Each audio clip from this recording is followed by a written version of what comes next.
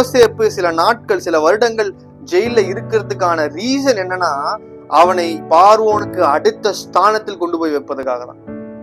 அப்ப நாம் தேவ தரிசனத்துக்குள்ள வந்துட்டோம், தேவ திட்டத்துக்குள்ள வந்துட்டோம், தேவ சித்தத்துக்குள்ள வந்துட்டோம்னா, தேவன் எந்த நேரத்துல நம்மளை கொண்டு போக நினைக்கிறாரோ அந்த நேரத்துல நாம பக்காவா அவர் கொண்டு போய் வைப்பார். இப்போ அந்த பானபாத்திரக்காரனுக்கு நினைப்பை ஊட்டுறாரு தேவன்.